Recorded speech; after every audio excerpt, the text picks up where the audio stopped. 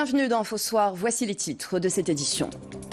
Ouverture hier soir en grande pompe du Festival international du film de Marrakech. Cette 18e édition honore le cinéma australien. La soirée a débuté par le traditionnel défilé sur le tapis rouge, la présentation du jury et des 14 films en compétition pour remporter le Lion d'Or. Nous comptons près de 20 000 personnes atteintes du sida au Maroc et 30% ne connaissent pas leur statut. Le dépistage précoce pour une génération sans sida, c'est le thème retenu pour la 9e campagne nationale de dépistage du VIH. Elle se poursuit jusqu'au 25 décembre. La 17e édition de la campagne nationale de lutte contre les violences faites aux femmes se poursuit jusqu'au 20 décembre. L'Union de l'action féminine a organisé une conférence pour présenter son rapport sur ce fléau qui touche notre société, où le taux de prévalence de la violence genre atteint plus de 54%. Chance, c'est le titre de cette comédie musicale qui a reçu le prix du meilleur spectacle lors de la dernière cérémonie des Molières. Nos équipes ont assisté à la première représentation au Maroc. C'était hier soir à Casablanca. Vous écouterez les membres de la troupe en fin d'édition. Bonsoir, c'est dans une ambiance festive que s'est ouverte hier soir la 18e édition du Festival international du film de Marrakech. La cérémonie a débuté par le traditionnel défilé des icônes du cinéma sur les tapis rouges, sous les acclamations du public. Cette année, c'est le cinéma australien qui est à l'honneur et c'est justement une star australienne, Naomi Watts, qui a ouvert le bal. Les détails dans ce reportage de Samia Harissi et Hicham Bahlawan. Arrivée du jury et de Naomi Watts sur le tapis rouge. Émue par l'appel chaleureux du public, l'artiste australienne n'hésite pas une seconde à s'élancer vers ses fans.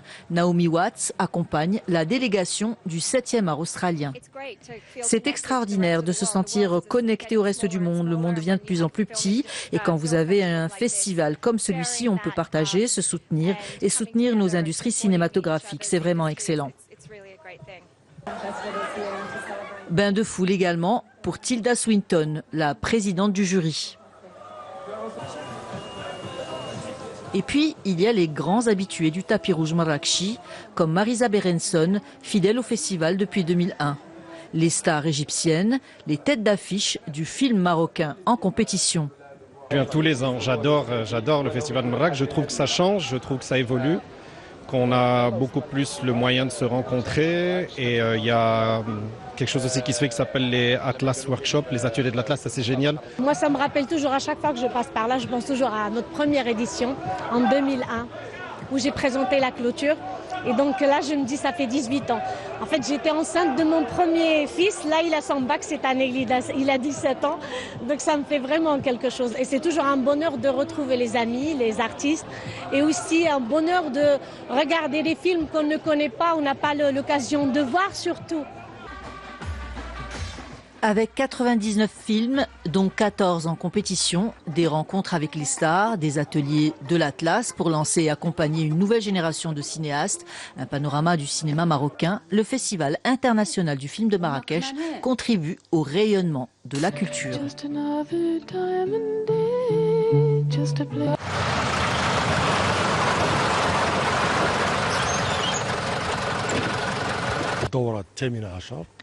Cette 18e édition démontre les résultats obtenus. Le Maroc est devenu un carrefour de rencontres et une destination pour les intellectuels, les créateurs et les artistes célèbres du monde entier. C'est donc parti pour 9 jours de cinéma avec une programmation éclectique et révélatrice de nouveaux talents des 4 coins du monde. Le Festival de Marrakech est une véritable plateforme de rencontres cinématographiques. Cette année, le jury de la 18e édition du Festival international du film de Marrakech est présidé par l'actrice et productrice écossaise Tilda Swinton. Un jury qui comprend de grands noms du 7e art, notamment l'actrice franco-italienne Chiara Mastroianni, l'auteur et réalisateur afghan Atiq Rahimi ou encore le réalisateur marocain Ali Safi. Une équipe dont la lourde tâche est de départager les 14 films en compétition et de remettre l'étoile d'or du festival le 7 décembre prochain. Avant d'assister à leur première projection, les 9 membres du jury ont donné une conférence de presse ce matin et ont joué le jeu des questions-réponses avec la presse. Un tout autre sujet à présent. Elle avait fondu la semaine dernière à cause de la pluie et elle fait son retour. Des chutes de neige de niveau orange sont prévues lundi et mardi. La direction de la météorologie nationale a publié un bulletin spécial. Voici les provinces concernées. Al-Haouz, Azilal, Bni Mellal, Midelt, Ifran, Boulman, Sfro, Khnifra, Taza, Gersif et Tinrir. Sur nos routes, les pertes de contrôle de vitesse se multiplient quand il pleut, qu'il neige ou que le brouillard est épais. Il y a quelques règles à respecter pour éviter ces tracas. Il faut adapter sa conduite dès que l'aspect de la route indique une chute d'adhérence et par conséquent réduire sa vitesse. Et il faut aussi évaluer l'état de son véhicule. C'est ce qu'a constaté Farid Raitou auprès des automobilistes sur la route nationale 2 au niveau de la ville de Bab el-Bred. Un reportage commenté par Salima Benabou. Ils ont allumé leur feu anti-brouillard pour accroître leur visibilité. Un réflexe à adopter lorsque la brume est épaisse. À Bab el-Bred ce week-end, il a plu quelques gouttelettes et le thermomètre flirte avec les 0 degrés. Résultat, les routes sont par endroits glissantes. Sur cette nationale, les conducteurs redoublent de prudence. Lorsqu'il y a du verglas comme aujourd'hui, je respecte les limitations de vitesse. Il faut être prévoyant. La vitesse, c'est le plus important. Il faut réduire sa vitesse, d'autant plus que cette route nationale qui mène à El Hoceima et Chefchaouen est très sinueuse. Il faut être prudent. Beaucoup affirment également contrôler leur voiture avant le départ. Un petit check-up rapide qui comprend les feux, les niveaux ou les plaquettes de frein pour éviter tout risque d'accident. Par exemple, sachez que des pneus usés vous font perdre 20% d'adhérence. Il faut tout vérifier. Par mesure de précaution, le matin, je check l'eau, mes amortisseurs, mes freins, tout. J'ai soulevé mon capot ce matin pour ne pas être pris par surprise. Le brouillard, la pluie et le verglas multiplient par 2 le risque d'accident. 7 fois sur 10, la principale cause est la vitesse. Alors prudence, d'autant plus qu'à Bab el-Bred, il devrait pleuvoir ces 4 prochains jours. Nous parlons santé à présent avec ce communiqué du département de tutelle au sujet de la rupture des médicaments antituberculeux sur le marché marocain rapporté par les médias. Le ministère de la Santé indique réfuter toute information erronée à ce propos et indique que les besoins en médicaments des patients atteints de tuberculose sont satisfaits sans aucune interruption. Santé toujours, le monde célèbre demain la journée mondiale de lutte contre le sida. Chez nous, la 9e campagne nationale de dépistage du VIH est en cours. Elle a été lancée lundi sous le thème « Le dépistage précoce pour une génération sans sida ». Et pour comprendre l'importance de ce geste simple qu'est de se faire dépister, l'association de lutte contre le sida indique que 30% des personnes atteintes du virus ne connaissent pas leur statut sérologique. Au Maroc, ils sont environ 20 000 à être atteints du sida. Les détails dans ce reportage de Daoud Alouane et Abdelalim Kawi. Le récit est d'Oussama Belkali. Il y a un peu plus d'1 an, ce jeune découvrait qu'il était porteur du virus de l'immunodéficience humaine. Depuis, il vient régulièrement à l'association de lutte contre le sida pour suivre son traitement. Je suis venu à l'association pour faire une analyse et on m'a annoncé que j'étais séropositif. Au début, je n'ai pas pu l'accepter, mais avec le temps, je le vois comme une simple maladie. Se faire dépister régulièrement pour pouvoir découvrir le virus le plus tôt possible est un geste qui permet à une personne séropositive de vivre presque normalement. Les analyses, il faut les faire obligatoirement de temps en temps, même si je n'en ai jamais fait personnellement. Un wagon de dépistage est venu près de mon travail et j'y ai fait l'analyse. On nous a garanti que le résultat est secret. Alors que la moyenne mondiale des personnes vivant avec le VIH et connaissant leur statut est de 79%, au Maroc, seuls 70% des séropositifs le savent, ce qui constitue un risque de transmission notable, d'où la nécessité du dépistage. On estime le nombre au Maroc à 21 000 individus qui sont atteints du VIH, dont 40% de femmes. Nous continuons d'enregistrer 900 nouveaux cas en moyenne annuelle et aux environs de 500 décès par an, malheureusement. Si le sida reste peu prévalent au Maroc, ne touchons que 0,08% de la population selon les estimations du ministère de la Santé. L'absence d'une culture du dépistage, chez les hommes notamment, est une problématique grave. 70% des Marocaines séropositives ont été infectées par leur conjoint. Nous parlons à présent d'un autre fléau, celui de la violence contre les femmes. Dans notre pays, la 17e édition de la campagne nationale de lutte contre ce phénomène se poursuit jusqu'au 20 décembre.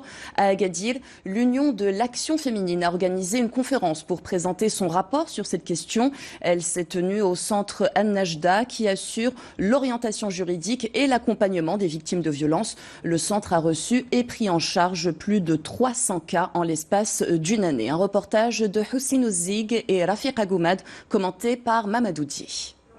L'accueil et l'orientation, c'est le quotidien du centre An-Najda Action féminine. L'établissement porte assistance aux femmes victimes de violences. Cette femme de la vingtaine est venue solliciter les services du dit centre dans le cadre d'une affaire de violence conjugale pour bénéficier d'une orientation juridique et psychologique. Il m'a frappé et m'a fracturé la mâchoire, ce qui m'a causé une hémorragie interne. C'est le centre qui m'a soutenu et qui m'a dirigé vers le procureur général du roi pour entamer les procédures. Nous sommes là pour être à l'écoute des victimes afin de les orienter et les soutenir. Nous leur assurons également un accompagnement dans des cellules de soutien.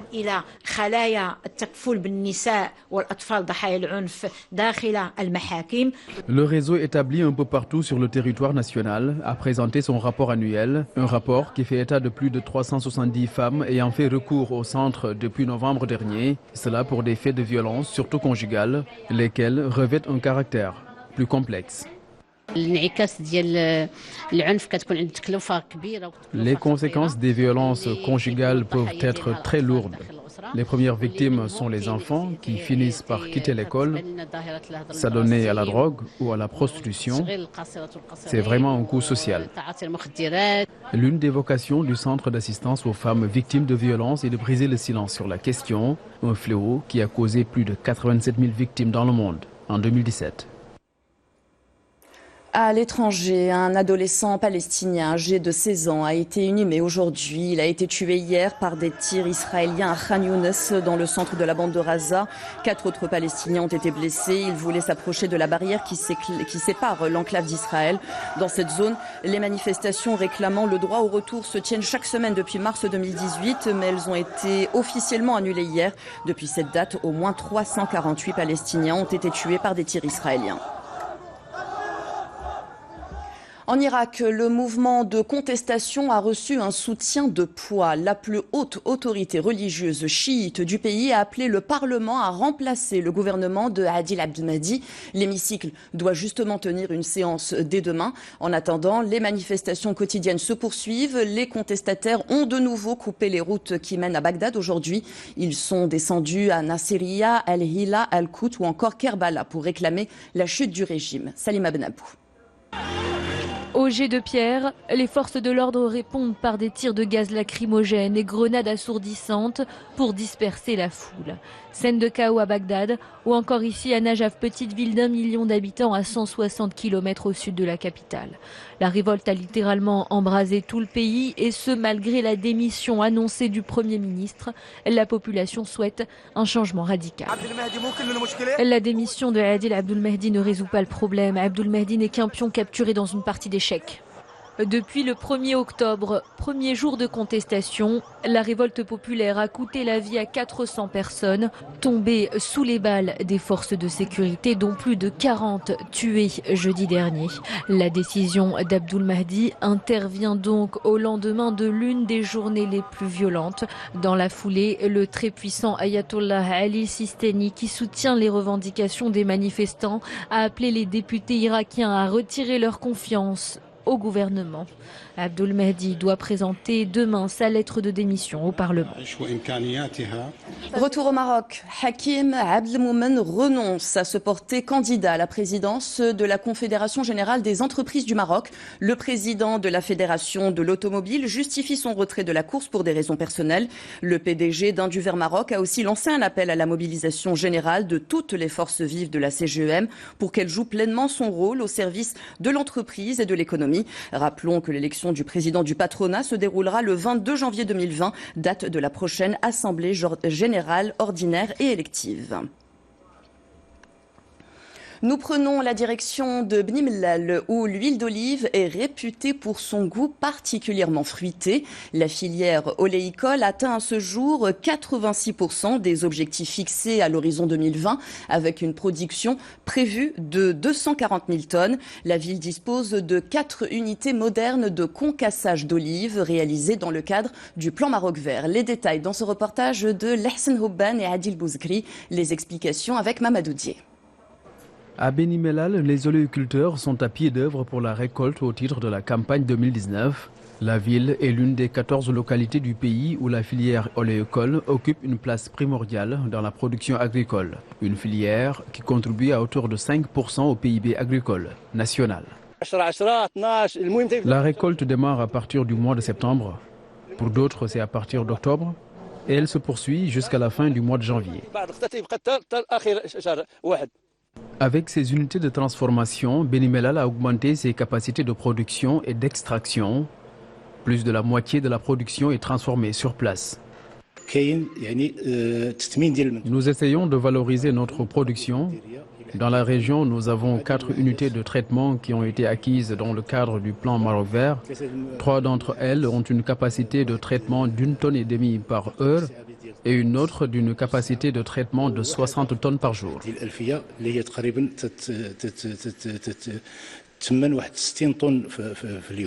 Même si les projections de récolte sont inférieures comparées à la précédente saison, la filière est en passe de réussir son pari, celui d'atteindre l'objectif national qui est de 2,5 millions de tonnes en 2020. Un mot de sport, football, dans cette édition, avec tout d'abord le Wydad de Casablanca et l'USM d'Alger qui se neutralisent. Score 1 but partout. La rencontre s'est déroulée aujourd'hui au stade Moustapha Tchakir de Blida. Coup de sifflet final à 19h. Elle compte pour la première journée de la phase de poule de la Ligue des champions d'Afrique. Et ici, à Casablanca, le match Raja-Espérance de Tunis a débuté à 20h. Il se joue à guichet fermé. Il entre dans le cadre de la première journée du groupe D de la Ligue des champions de la CAF. Pour l'heure, le score est de 2-0 en faveur de l'Espérance Tunis.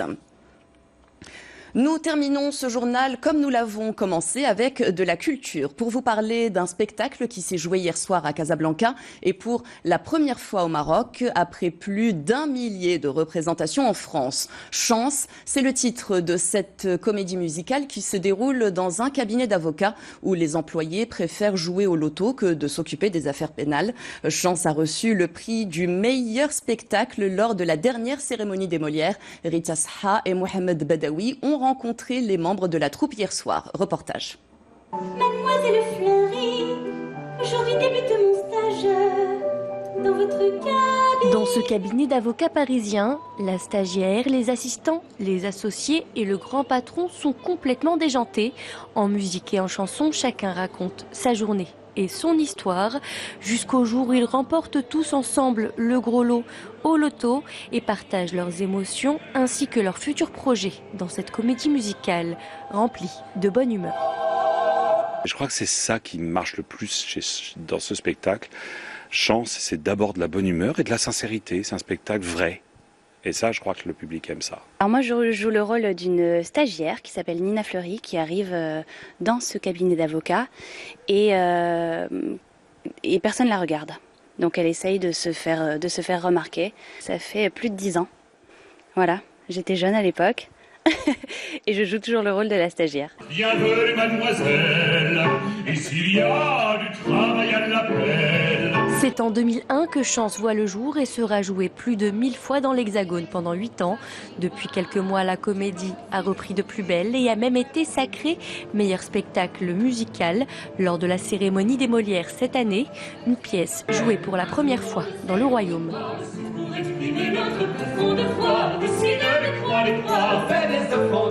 À chaque fois que je peux venir à Casa, notamment à Casa, j'arrive. Et puis c'est un théâtre merveilleux. Et que l'opportunité a pu se concrétiser de venir jouer cette pièce-là. Et puis toute la troupe, parce que je suis pas tout seul à en avoir envie. On est envie un 10 quand même. Hier soir, le public casablancais a eu droit à plus d'1 heure de rire et de chansons. La comédie chantée au second degré poursuit sa tournée dans toute l'Europe avec toujours autant de dérision et un grand bol de bonne humeur. Votre journal touche à sa fin. Avant de le refermer, je vous rappelle l'une des principales informations que nous avons développées ce soir. L'ouverture hier soir en grande pompe du Festival international du film de Marrakech, une 18e édition qui honore le cinéma australien méconnu du public marocain. La soirée a débuté par le traditionnel défilé sur le tapis rouge sous les acclamations du public. Un défilé ouvert par l'actrice australienne Naomi Watts. La soirée a aussi été marquée par la présentation au Palais des Congrès des 14 longs métrages en lice pour remporter l'étoile d'or. Cette année, le jury du festival est présidé par l'actrice et productrice écossaise Tilda Swinton. L'équipe qui doit départager les films en compétition comprend de grands noms du 7e art, notamment l'actrice franco-italienne Chiara Mastroianni, l'auteur et réalisateur afghan Atiq Rahimi ou encore le réalisateur marocain Ali Safi. C'est la fin de cette édition. J'ai été ravie de vous accompagner. L'information reprend à 21h15 sur 2M avec le journal en langue arabe Al-Masaïa présenté par Hicham Ralfaoui. Quant à moi, j'aurai le plaisir de vous retrouver dès demain. Je vous souhaite une très bonne soirée en notre compagnie.